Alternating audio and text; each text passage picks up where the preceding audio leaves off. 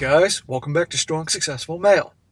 So for today, going to go over an email that was sent from a subscriber. This from a guy, sounds like he's probably in his late 40s or so, and he shares his story, a story that all guys need to hear about the absolute nightmare he went through with custody battles and the courts and all that when his ex decides suddenly she wants to have custody of his boy. Custody that he had been awarded to primary custody, but then somebody obviously pointed out to her she could get money out of him. And take a wild guess how that turned out. And this story is definitely for all the guys out there that are either fathers right now, you're married, but you never know what can happen, or young guys out there in particular.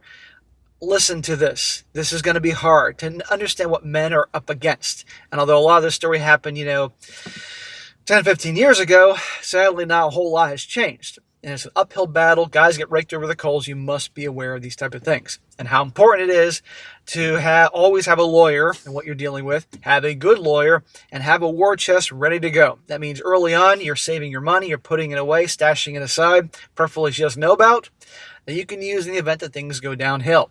And how it's so important, guys, to spend so many years getting to know your girl, her family, her friends, all that, vetting her. And if there's a slightest doubt, don't marry her. And of course, wear protection, because the second she has a kid, you're on the hook for that kid if it is yours for a very, very long time. Lots of important things here. And I might add, guys, this guy did a story before because he had when he met her, or they got together, she and he admits had a triple figure body count by like 20, 21 years old. No joke. How do you think things are going to turn out with someone like that? But he was very blue-pilled back then. So there's a lot of lessons in the story here that we can learn from, and it's very important. And you're going to see in the end, there's a big reason why I'm sharing this story. His story must be told for very important reasons on multiple fronts. Before I get into this, guys, I've been saying this for a while. If you haven't done already, come check me out on X, formerly Twitter. Really trying to grow it over there so I can promote the channel, because I don't do as much like the old days over here.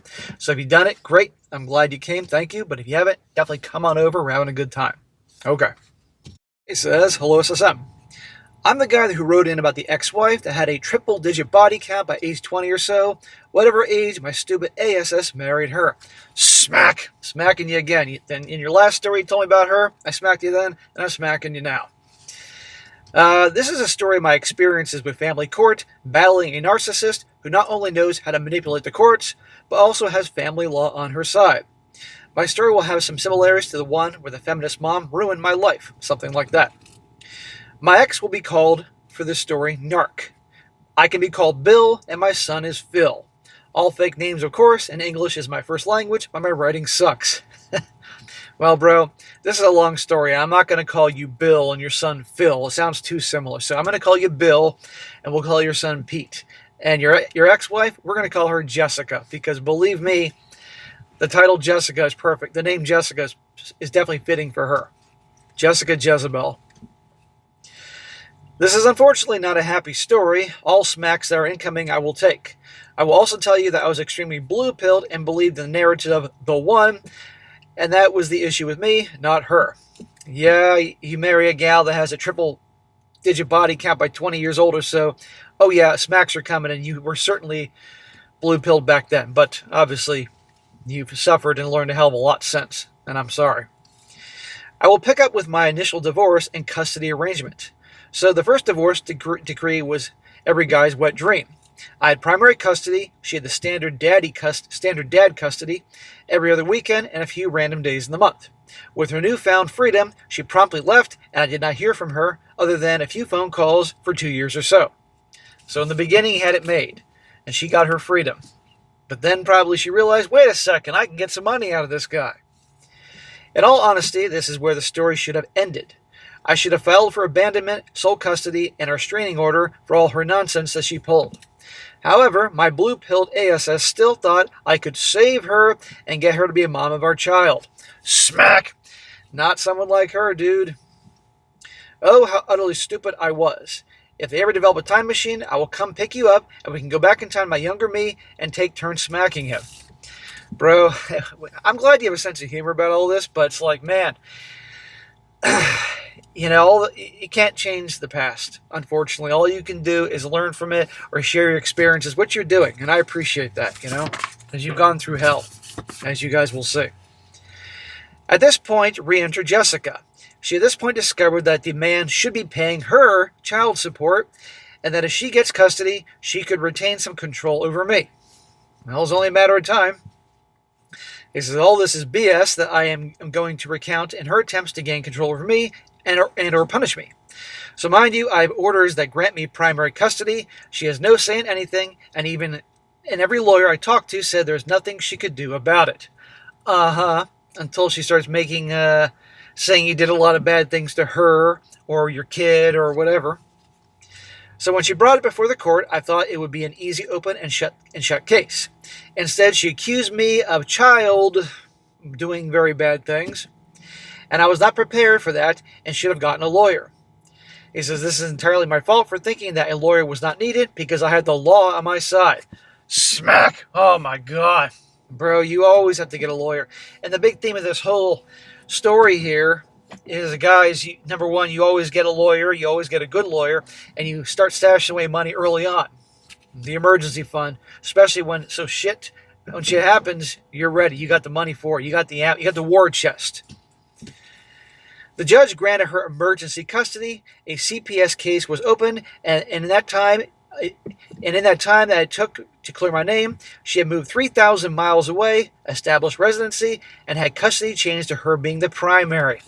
Oh my God. Just for going in front of a judge and saying that you did all sorts of awful things to the kid and all that. Boom, like that. Where was the evidence? Where was the proof? Where was it? Nope. Boom. And she gets custody, even though she's an awful person. And off she goes 3,000 miles away. Oh, no, yeah, you got to pay her. And she's going to mess up your kid. This is despicable. So after this, I got a lawyer who promptly started having me attempt to exercise my visitation, which she promptly refused to go along with. This was in 2009. She basically got away with this BS because she was geographically isolated. Basically, by living where she was, she made it so exponentially more expensive to do anything that she could almost get away with MURDER. I gotta watch what I say here. Obviously, somebody tipped her off on what to do. By mid-2011, I got a text from Jessica. She says, Pete no longer wants you in his life. He has a new dad, and he loves him, and he has no place for you in his life. Obviously, that's not true. And if it was true, she manipulated him. This broke me. There are no words to describe how I felt or what this did to me. I pretty much went into depression and stopped trying. This is on me, though. I should have doubled down and kept on, but those words did their job quite nicely. Bro, it's understandable you went into depression. You were broken. I mean, we're not Superman, but still, in hindsight, even through all that, you gotta keep on fighting. But yeah, it was an uphill battle. You know, you're like that mythological figure. I think Atlas pushing up the fucking, the big ball up the mountain or something, whatever that is, that was you. And she had the courts on her side. She's evil. At this point, my son basically became an expense. When I got that text that I was on shift, that I had to work. Thankfully, it was a slow night, but I did not sleep at all. As a side, 13 years on an ambulance, and everything you say about women in medicine is true. I had a lot of fun as a single guy working in and around the hospitals. Now Jessica had blocked me, and I could not hold her or him for anything. When I consulted a lawyer, they said it was a multi-state custody battle, and they told me what it would cost, basically a kidney. So you need a ton of money. And I'm sure you're tossing and turning saying if I brought a lawyer initially, when she accused me of those things, maybe this wouldn't happen. But yeah, you need money. Now, I could not afford this. I'd built up a bit of a nest egg and had gotten an attorney on retainer. I also knew it was only a matter of time before Jessica no longer wanted to be a parent. The next time I heard from Jessica, it was to tell me that Pete had gotten sick and had autoimmune disease, and she was convinced it was my fault. How is it your fault? But now he has the disease, now she doesn't have to deal with it. Not actually sure where it came from, no history of it in either side of the family. He says, then it was 2012, the summer of 2013, I got my chance. Jessica called and said she was sick and tired of taking care of my child, and she no longer wanted him. That's it? Now she's sick and tired of taking care of him? Now he's your child? He'll be on the next plane to you in a few weeks. Then came the flight information, and I got to see my son for the first time in almost 5 years. Oh my God. And you know what? Can you imagine how messed up this kid is? Because I guarantee she probably told him your dad doesn't want to see you. Think about that. And being with that wacko, and he's now a teenager. Now I got my lawyer and a plan, keep him long enough to establish residency and have Pete tell the judge who he wants to live with. Also had evidence of her emotional and physical bad things, which have been going on since he was little. He was close enough to that age that the lawyer figured the judge would take his opinion into account. Residency is established at 6 months, and Jessica came in like a whirlwind at 5 months. Same accusations, this time I had a lawyer. And SSM, I swear, this is the fucking truth, that CUNT of a lawyer did not show up. What? You got a lawyer, paid the money, all that, familiar with the case, and she didn't show up? Which then will determine how bad this thing's going to go for you? I'm no lawyer, but I think that's grounds for some type of lawsuit against her and her firm. I was in the exact same position I was in years earlier. All my evidence and everything was with the lawyer. I tried to file anything to get the court to wait till my lawyer could actually be there. And the judge did not wait. Of course not.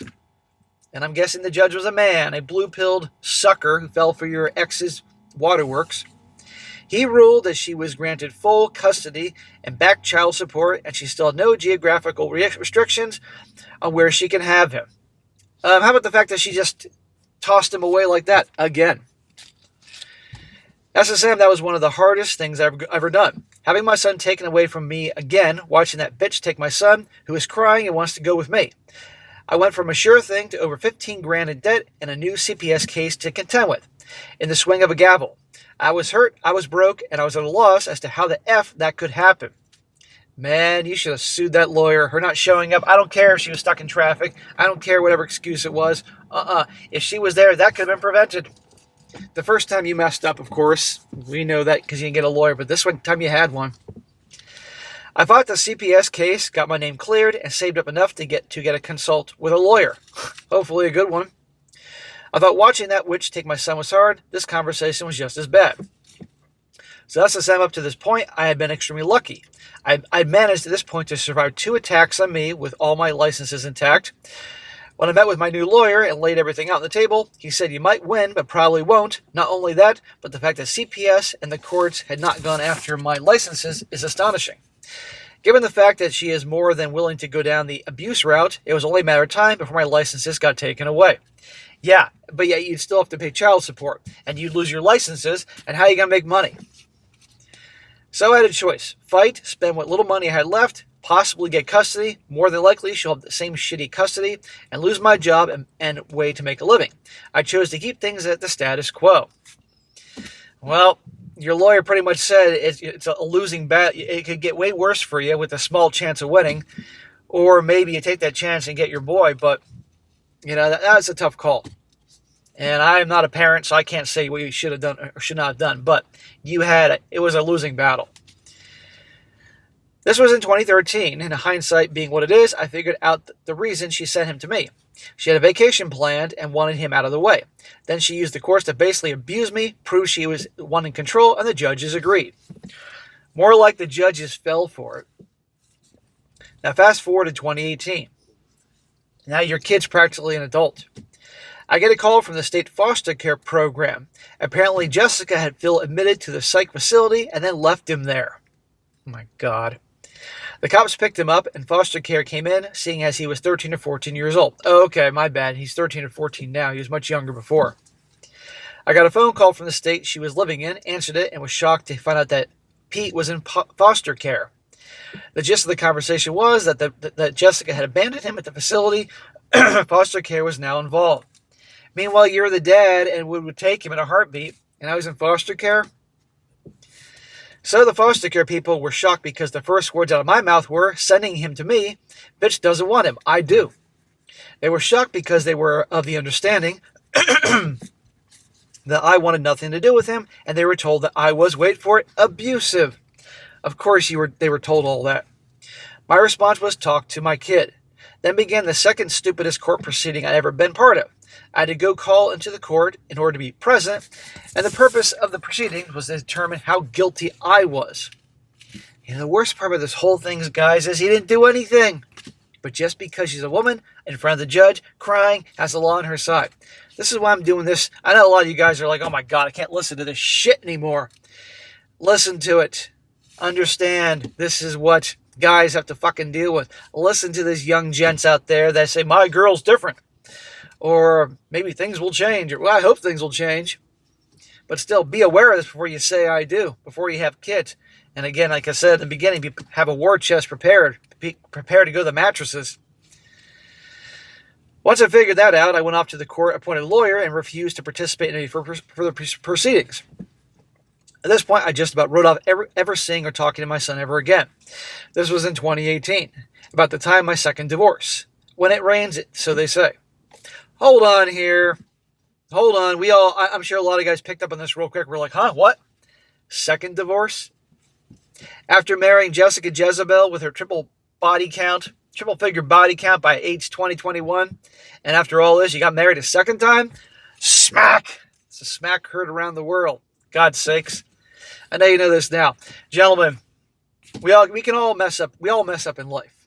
We can all get married one time and mess up, but then doing it again? God's sakes. But anyhow, we're here to focus on what you went through with your son. Well, 2019, and my son had gotten into foster home, had talked to his foster mom here and there, and after called, her name was Jenny. And he talked Jenny into letting me talk to him. Supervised at first, but eventually non-supervised. He says, SSM, you talk about the good women out there. I have a feeling the only reason I had any type of relationship with Pete is because of Jenny. Between her and Pete's therapist, they figured out I was the victim of Jessica's bullshit. You think? Basically, I was normal and my ex was full of shit. Jenny also facilitated me flying to the state and getting my first visitation in 4 to 5 years. She's a good one. That's great, man. Yes, there are good ones out there.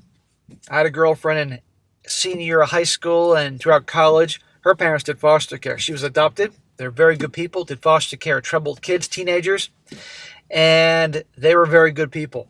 Saved a lot of lives. But they were also tough and didn't take any shit. You had to be a tough. But they were certainly fair and kind and all that. So yeah, there are good ones out there. So now I got a good reputation with the foster care and was prepping to fight for custody. Now, meanwhile, he's really getting up there in age. Late teens, I guess. That's when my son came to me and asked if that I let him go back to his mom. What? I laughed and asked, why in the fuck would you want to do that? He told me he wanted to protect his half-sister. He says, quick aside, Jessica had remarried at this point and had another kid, a little girl.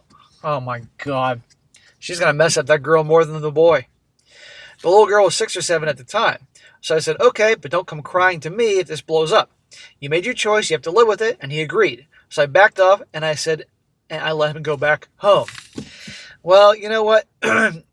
Actually, what your son did was actually kind of admirable. I'm sure he knew his mom, your ex, Jessica, was a freaking train wreck, but he wanted to protect the little girl.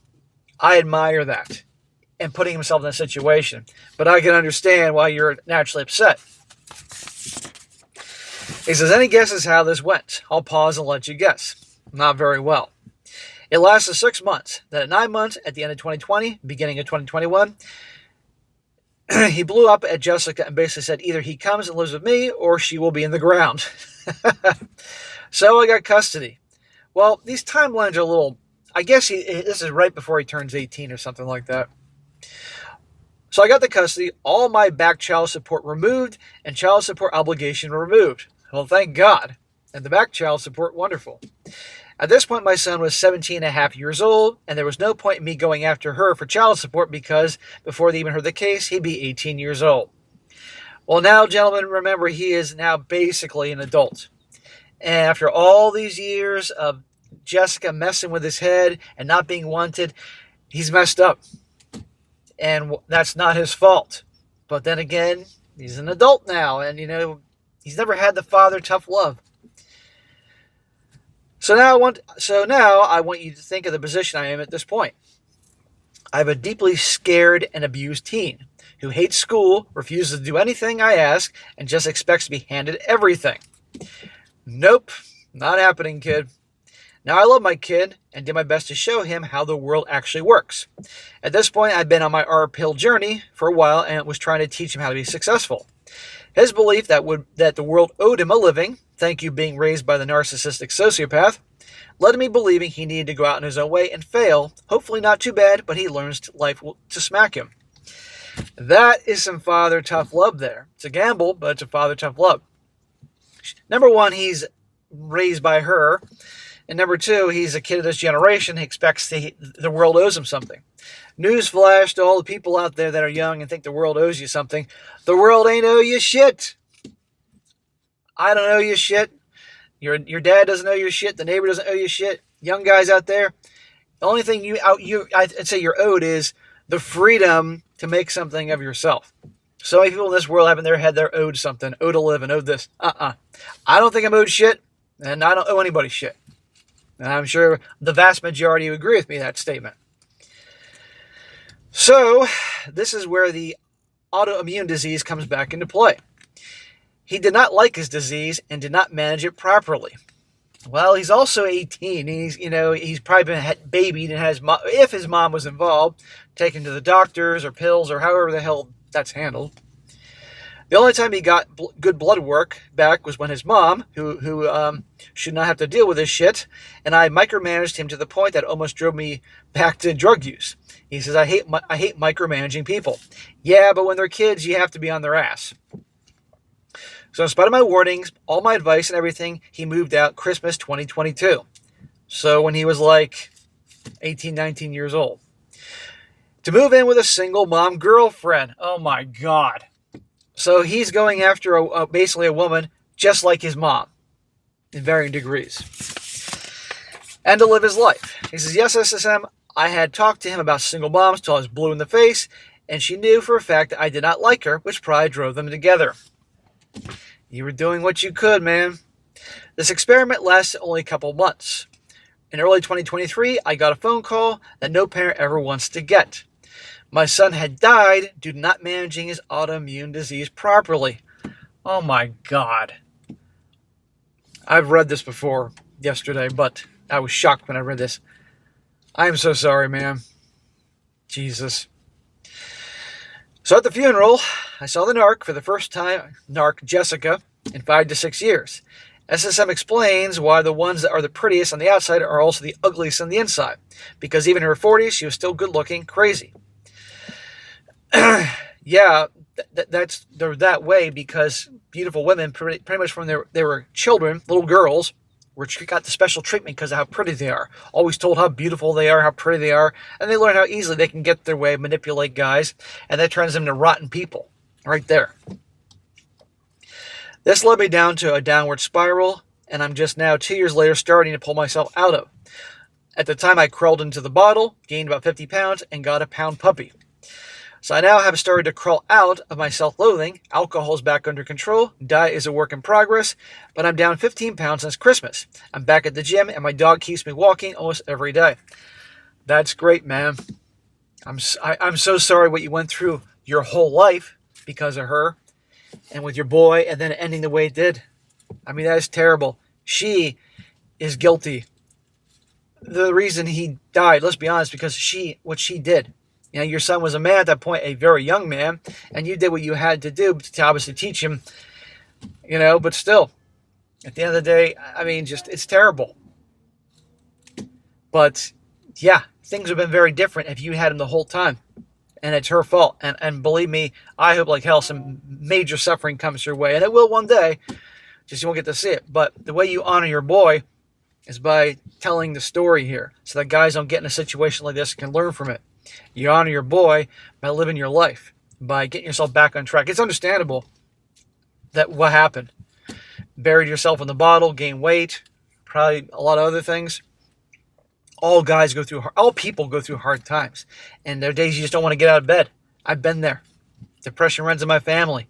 But now I'm glad that you're now getting back on track, slowly but surely. You honor him by doing this, and I'm proud of you.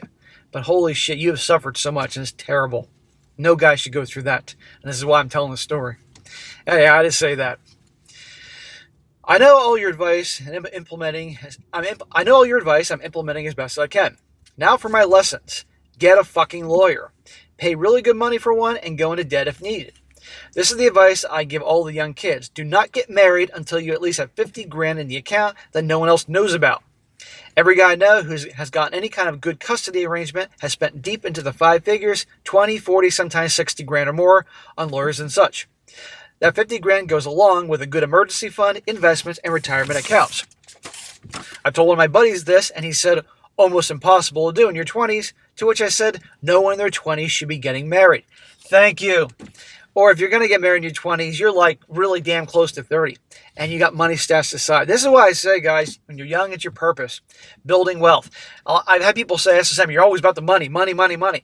Yeah, I am about the money, money, money, because guess what? Money can really solve a lot of life's problems. And all young guys don't get this. You older guys, you understand this, and you sleep better at night knowing you have it. Okay, I'm not saying you're having the fucking money under your mattress. That's stupid. But you get my point. And you spend your early years on your grind, your purpose. There's plenty of time to get women. But after hearing stories like this, you're like, shit, I'm never getting married. And so, yeah, but when you do get married, you got plenty of cash set aside, preferably she doesn't know about, for situations like this. And if God forbid it happens, you can get the good lawyers and all that. Just make sure they show up to fucking court. He says, vet your woman. SSM gives fantastic advice here. 5 years minimum before any signing of contracts. Some people can keep up the act for a few years, but 5 is a good place to start thinking this person might be the real person. And do not have kids with someone who's not vetted. That's why I say 5 years. A lot of people disagree with me on that, And some people do make some fair arguments about, well, after a couple of years, you see their crap, you can get rid of them and move on. But people can hide things for a long time. Thank you, SSM. As most of the mid-40s guys out there say, where the fuck were you when I was a kid? You have saved me a ton of bullshit. Well, man, like you said in the beginning, this is not a happy story. And again, it's not a happy ending, guys. The only silver line I can have this whole thing is this guy's getting his life back together. And he's been through hell, and he kept on fighting for his kid. And in the end, I mean, some of you are going to say he didn't fight because, at one point he stopped because he didn't want to lose his licenses. But still, this dude went through fucking hell. And it was uphill battle. The courts were against him. But this guy, he's now rebuilding his life. And all I can say is, sir, keep doing what you're doing. I think it's great. You're now at the gym, you're exercising, you're walking. Your dog, think of your getting back on track for your dog. Your dog is your boy now. And you got to stay healthy, got to stay in shape, and stay alive for him. And get back there. You're hitting the gym. Awesome. Multiple times a week. Be smart about it. Do resistance training. Do cardio training. Eat healthier. If not healthy, the good foods to eat. It's not rocket science. Burger King, McDonald's, and KFC. That ain't the good stuff. Or going to fucking Olive Garden every night. That ain't the good. A lot of people hate Olive Garden. I like Olive Garden, but a lot of people hate it. Learn to cook. Good food. Stuff like that. Stuff that's healthy. Stay away from all the alcohol, the soda, that type of shit. And I guarantee you'll transform your body. And as your body's transforming, you'll feel better. And get out there. And if you have friends already, great. Spend time with the people that you have your back and all that. And by you living your life, you're doing that for your boy. You honor his memory by living your life. Because if you crash and cave, you let the Jessicas of the world win. But success is the best revenge.